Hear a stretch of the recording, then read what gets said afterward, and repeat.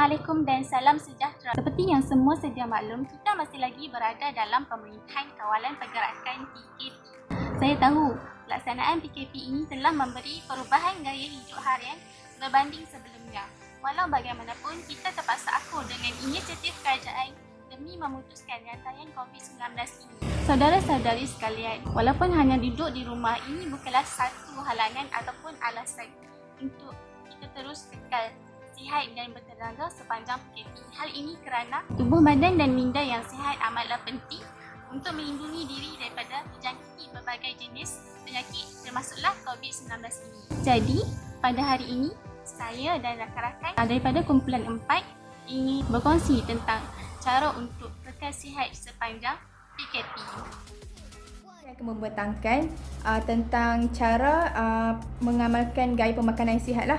Mulanya kita perlu mengambil pelbagai jenis makanan supaya dapat memastikan tubuh badan mendapat semua khasiat makanan yang diperlukan. Caranya kita perlulah menggunakan piramid makanan sebagai panduan untuk memilih makanan sekeluarga. Contohnya kita perlu sediakan menu yang mengandungi pelbagai jenis makanan. Pastikan makanan daripada kesemua kumpulan makanan yang terdapat di dalam piramid makanan Malaysia yang dimasukkan ke dalam menu harian. Makanan ini juga hendaklah dihidang mengikut kuantiti dan jumlah sajian yang dicadangkanlah. Kumpulan yang pertama adalah contoh nasi, mi, produk bijirin. Kumpulan kedua buah-buahan dan sayur-sayuran.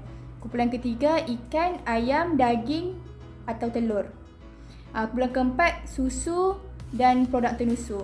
Kumpulan kelima contohnya lemak, minyak, gula dan garam. Seterusnya, pemakanan seimbang. Pemakanan seimbang adalah sangat penting supaya otak lebih sihat dan cerdas, mental lebih stabil dan berdaya tahan. Contoh zat makanan adalah karbohidrat, protein, lemak, serat, vitamin dan mineral.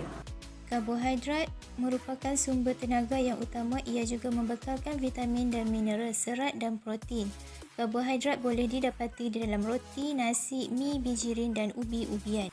Protein boleh didapati dalam telur, ayam, daging, ikan, kekacang dan susu. Ia dapat membaiki sel-sel yang telah rosak dan melakukan pertumbuhan yang baru dalam sel-sel dalam badan. Serat pula boleh didapati dalam sayur-sayuran dan buah-buahan. Ia dapat melawaskan pembuangan najis, mencegah buasir yang kronik. Vitamin dan mineral pula boleh didapati dalam buah-buahan dan sayur-sayuran, air dan makanan laut. Ia membekalkan pelbagai jenis zat makanan seperti vitamin A, C, asid folik dan lain-lain. Langkah yang seterusnya dalam menjaga pemakanan ialah kita haruslah mengelakkan makanan yang berproses seperti nugget, sosis dan sebagainya. Selain itu, kita juga mestilah mengelakkan makanan yang segera seperti mi segera, pizza dan juga burger. Dan akhir sekali, kita juga kena elakkan makanan yang berti seperti sardin dan juga tuna. Di sini, saya ingin menyeru diri saya dan juga rakan-rakan untuk mengurangkan pengambilan makanan yang boleh menjejas kesihatan kita. Seterusnya, kita juga dapat kekal sihat ketika PKP dengan menjaga kesihatan dalaman iaitu kesihatan mental. Di sini saya akan menceritakan 4 tips untuk menjaga kesihatan mental dengan baik. Yang pertama ialah dengan senaman. Luangkan masa 10 minit sehari bagi melakukan aktiviti senaman. Senaman dapat membantu melancarkan peredaran darah dan oksigen ke sistem saraf bagi membantu otak berfungsi dengan lebih baik. Yang kedua ialah komuniti, iaitu dengan kerap melibatkan diri dengan komuniti terdekat dan elakkan diri dari bersendirian.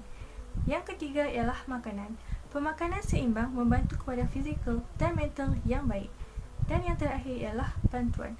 Berkongsi masalah dengan orang yang kita rapat seperti ahli keluarga ataupun rakan.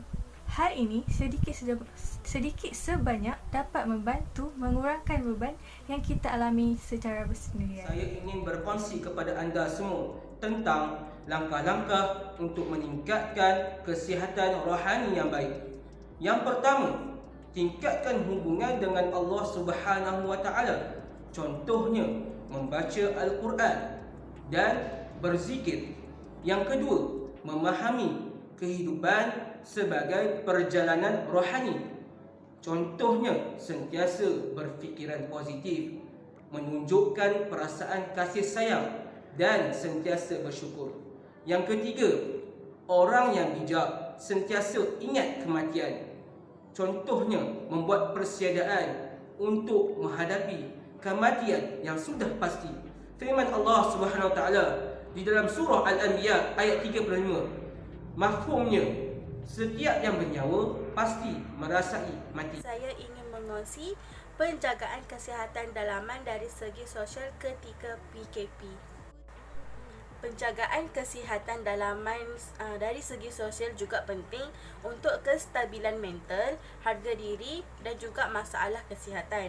Antara contoh aktiviti sosial yang boleh dilakukan di rumah ialah dengan melukis atau mewarna bersama adik-beradik, bersenam bersama-sama dan lain-lain.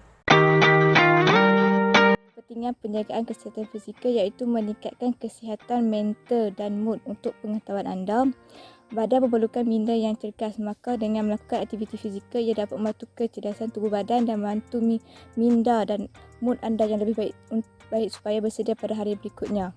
Kepentingan yang kedua, menguatkan tulang dan otot dengan melakukan aktiviti fizikal seperti berjalan, berbasikal dan membuat kerja rutin harian juga dapat membantu dalam peningkatan ketahanan dan kekuatan otot anda. Selain kebaikan, ia juga memiliki keburukan. Tidak menjaga kesihatan fizikal, ia akan mengundang pelbagai jenis penyakit.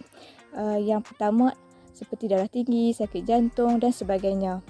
Itu senaman. Senaman merupakan pergerakan badan yang dilakukan secara berulang kali untuk mengekalkan kecergasan fizikal.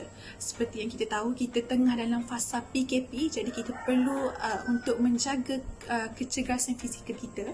Antara aktiviti yang boleh kita lakukan di rumah ialah skipping, cardio, zumba, tabata dan sebagainya. Senaman juga dapat meningkatkan kecekapan organ tubuh badan manusia seperti menguatkan tulang belakang dan otot perut. Ia juga dapat memperbaiki posisi tubuh dan mencegah sakit belakang apabila kita meningkat usia nanti. Senaman juga boleh dijadikan sebagai aktiviti riadah bersama keluarga dan dapat melegakan tekanan ataupun stres yang kita lalui semasa kita belajar. Dan tidak dinafikan juga, dia dapat membantu kita untuk berfikir dengan lebih baik. Seterusnya, jom kita lihat senaman yang sesuai dilakukan di rumah ketika PKP ini. Pertama, senaman aerobik. Senaman ini adalah aktiviti yang dilakukan secara berterusan sekurang-kurangnya selama 20 minit sehingga mencapai degupan jantung tidak kurang dari 120 denyutan seminit. Oleh itu, senaman ini dapat menguatkan sistem jantung dan ketahanan otot seseorang itu. Kedua, senaman latihan tenaga. Senaman ini dilakukan secara melawan rintangan seperti tekan tubi, angkat dagu dan lain-lain. Senaman ini dapat membantu pembentukan otot dan juga kekuatan otot. Ketiga ialah senaman ragangan. Senaman ini adalah senaman yang paling senang dilakukan dan tidak mengambil masa yang lama. Senaman ini dapat meningkatkan fleksibiliti dan senaman ini sangat digalakkan selepas setiap aktiviti fizikal dilakukan. Rasulullah SAW bersabda, "Al-mu'minul qawiyyu khairun wa ahabbu ila Allahi minal mu'minil dha'if." Maksudnya, mukmin yang kuat lebih baik dan lebih dicintai Allah berbanding mukmin yang lemah. Daripada hadis tersebut, kita dapat ketahui bahawa Islam amat mementingkan kesihatan dalam kehidupan harian. Oleh itu, jagalah kesihatan kerana kesihatan juga merupakan satu kelebihan dalam melaksanakan amal ibadat dengan mudah. Itu juga dalam melaksanakan pelbagai tugasan harian dan pekerjaan dengan mudah dan sekaligus dapat menghindari diri dan melindungi diri daripada pelbagai jenis penyakit, termasuklah wabak COVID-19 ini. Saya berharap perkongsian daripada saya dan rakan-rakan dari kumpulan 4 bermanfaat untuk semua. Akhir sekali, stay safe, stay positif